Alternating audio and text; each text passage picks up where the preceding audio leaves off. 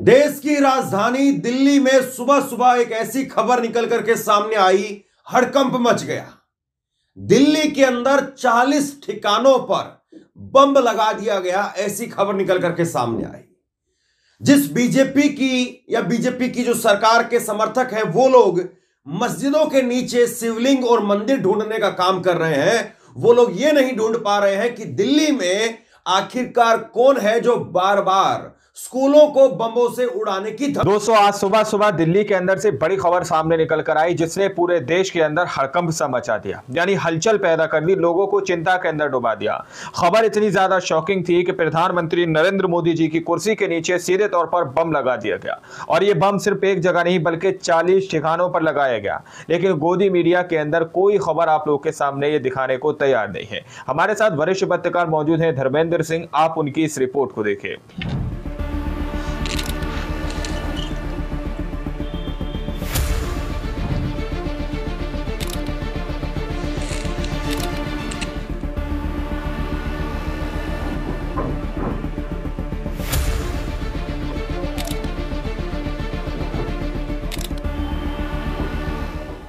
देश की राजधानी दिल्ली में सुबह सुबह एक ऐसी खबर निकल करके सामने आई, हड़कंप मच गया। हड़कंप मच गया दिल्ली के अंदर 40 ठिकानों पर बम लगा दिया गया, ऐसी खबर निकल करके सामने आई।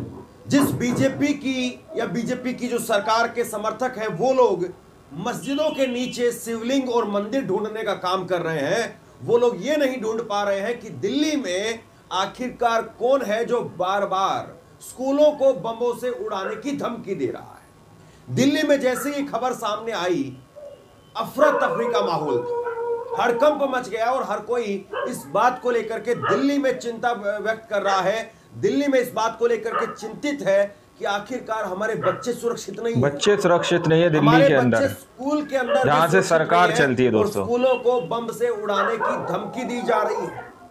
तस्वीर आपकी स्क्रीन पर देखिए। और ये कोई पहली बार नहीं है जब स्कूलों को उड़ाने की धमकी दी गई है।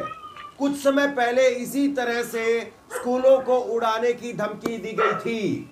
लेकिन जरा गौर से देखिए, उस धमकी के बाद से और अब तक वो कहां से ईमेल आया था, उसको लेकर के कौन कौन पकड़ा गया है, बहुत पुख्ता तौर पर कोई जानकारी हमारे सामने नहीं।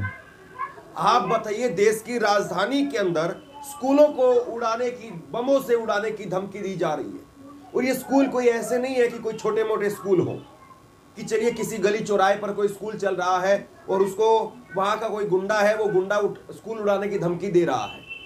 ये दिल्ली के नामी गिरामी स्कूल हैं, बड़े जिनमें लाखों रुपए फीस दे करके माँ बाप अपने बच्चों को पढ़ाने के लिए अपनी इच्छाओं का दमन कर दे। बताइए, अपनी इच्छाओं को कुचल करके बच्चों को पढ़ाते हैं करके दिल्ली के नामी गिरामी स्कूल, उन स्कूलों के अंदर अपने बच्चों को भेजते हैं और वहां पर भी बच्चे सुरक्षित नहीं है। सोचिए किस तरह से देश में चल रहा है। व्यवस्था की जिम्मेदारी वो अमित शाह के अंडर आती है।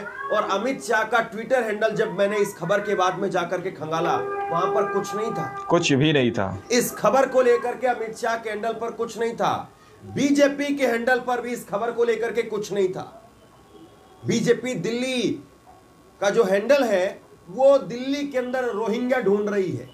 रोहिंग्या का उसके लिए बड़ा मुद्दा है। लेकिन दिल्ली के अंदर स्कूलों में अगर बमों की अफवाह फैलती है, मैं अफवाह कह रहा हूं, और हम लोग उम्मीद करेंगे कि ये सिर्फ अफवाह हो, ये सच्चाई ना हो।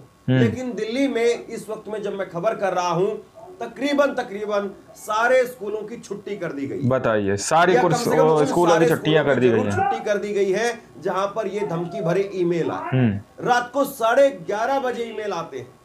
सबसे बड़ी बात तो ये है कि रात को 11:30 बजे ईमेल आया और दिल्ली का इंटेलिजेंस आप देखिए किस तरीके से काम कर रहा है।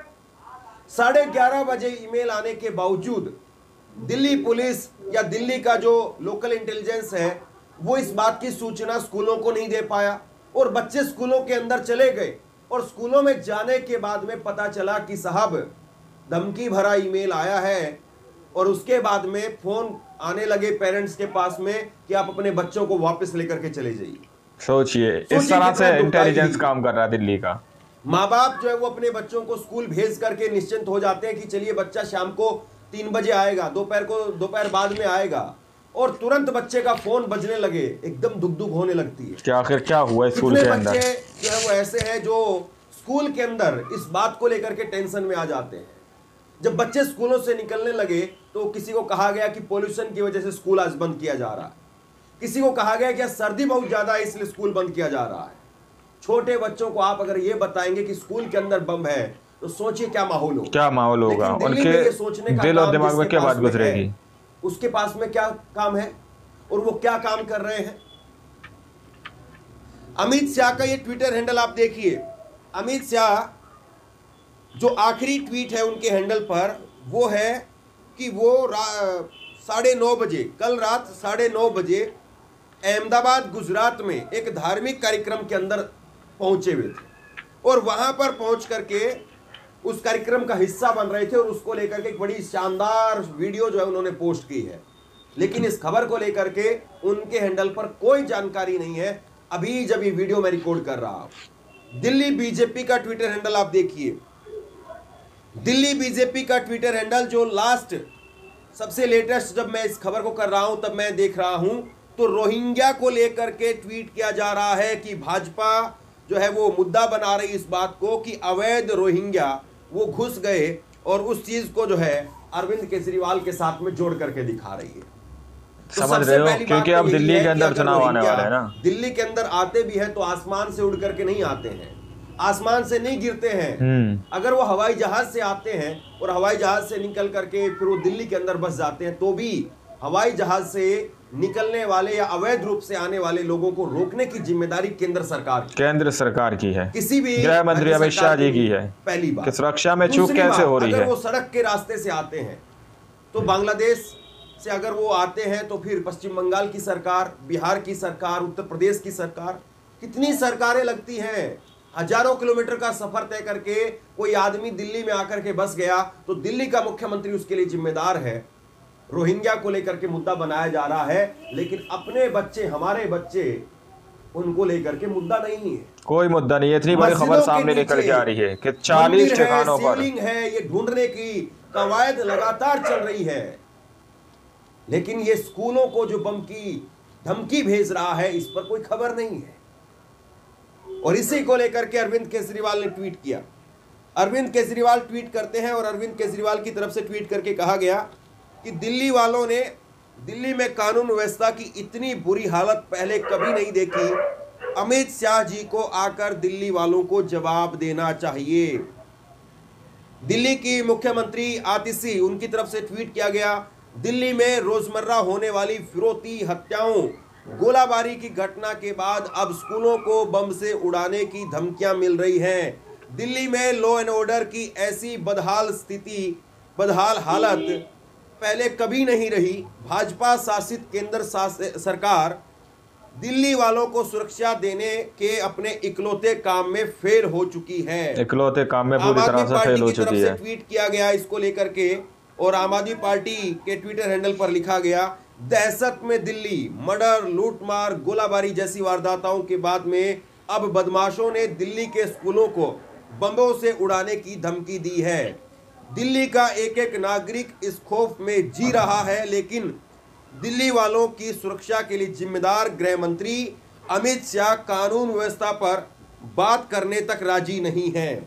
इसके बाद में संजय सिंह ट्वीट करके लिखते हैं, ये हालात कर दिए देश अमित शाह जी किस गहरी नींद में सो रहे हैं आप, जागिए, आपकी नाक की नीचे देश की राजधानी दिल्ली में स्कूलों में बच्चों को बमों से फोड़ने की धमकी दी जा रही है।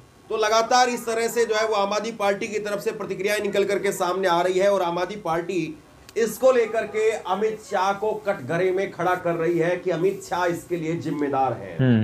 निश्चित तौर पर देश के गृह मंत्री की जिम्मेदारी है और दिल्ली चूंकि एक केंद्र शासित प्रदेश है तो वहां पर तो सीधे तौर पर अमित शाह की जिम्मेदारी बन जाती है। अमित शाह की जिम्मेदारी है कि वो दिल्ली में हो रही ऐसी वारदात के बारे में जवाब दे।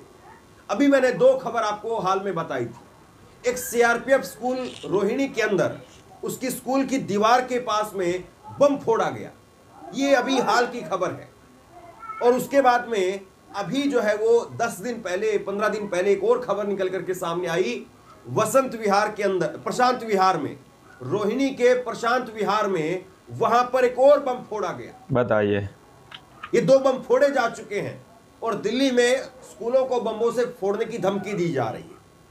सोचिए किस तरीके से नेटवर्क पूरा काम कर रहा है, और इस नेटवर्क से क्या आपको हमको चिंतित होना चाहिए या नहीं होना चाहिए? बिल्कुल होना चाहिए। और नरेंद्र मोदी सबसे ज्यादा ढोल किस बात को लेकर के बजाते हैं?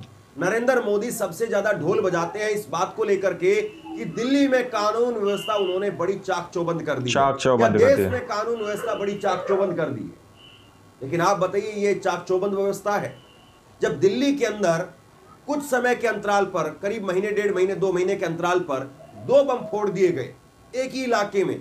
दोनों के बीच में सिर्फ 3 किलोमीटर का गैप था, और पहले वाला बम जो फोड़ा गया उसको लेकर के कोई पुख्ता तौर पर कार्रवाई हुई हो या उसको लेकर के पुख्ता तौर पर दिल्ली पुलिस के हाथ में कुछ लगा हो, ऐसी कोई जानकारी नहीं है। जबकि उसके अंदर NIA शामिल था, उसके अंदर एंटी टेरर यूनिट ATU वो शामिल था, लेकिन तब भी हाथ खाली के खाली रह गए, कोई सबूत नहीं आ पाया। धमाका हो गया, और उस धमाके के बाद में भी अभी तक मैंने कोई ऐसी बड़ी खबर नहीं देखी है कि दिल्ली पुलिस ने कोई प्रेस कॉन्फ्रेंस करके कह दिया हो कि दोनों धमाके जो हुए थे उनके। दोस्तों, आप लोगों ने इस वीडियो को शुरू से आखिर तक देखा। वीडियो के स्टार्टिंग में मैंने कहा कि प्रधानमंत्री नरेंद्र मोदी जी की कुर्सी के नीचे बम लगा दिया दोस्तों, लेकिन बात तो कुछ और थी। अब आप लोग जरा सोचकर बताइए, क्या मैंने ये सही लिखा था कि मोदी जी की कुर्सी के नीचे बम? क्योंकि यहाँ पर प्रधानमंत्री नरेंद्र मोदी जी और गृह मंत्री अमित शाह जी की ये जिम्मेदारी है दोस्तों।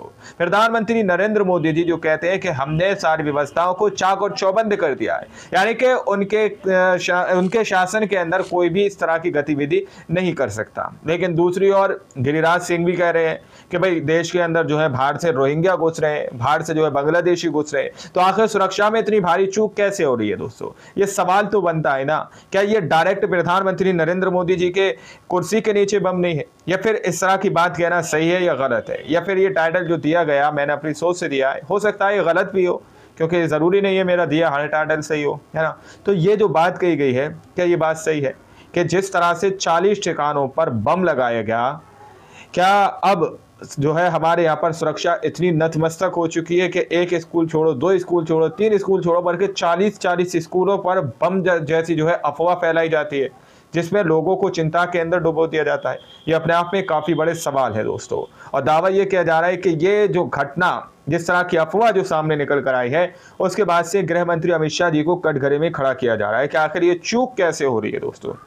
आखिर क्यों बार बार इस तरह की बातें कही जा रही हैं? पहले कहा जा रहा है कि दिल्ली के अंदर बांग्लादेशी और घुसपैठिए घुस रहे हैं जो है, और फिर ये कहा जा रहा है कि इससे पहले चुनाव जो झारखंड के अंदर थे वहां पर भी यही कहा जा रहा था कि बांग्लादेशी घुस रहे हैं, रोहिंग्या घुस रहे हैं दोस्तों। फिर से दिल्ली के लिए ये बात कही जा रही है, तो आखिर क्या कुछ मुद्दा है, ये समझ में नहीं आ रहा दोस्तों। आप लोगों ने इस पूरी रिपोर्ट को देखा सुना, अपनी राय कमेंट सेक्शन में जरूर दीजिएगा। मिलते अगली वीडियो में, जब तक के लिए जय हिंद, जय भारत।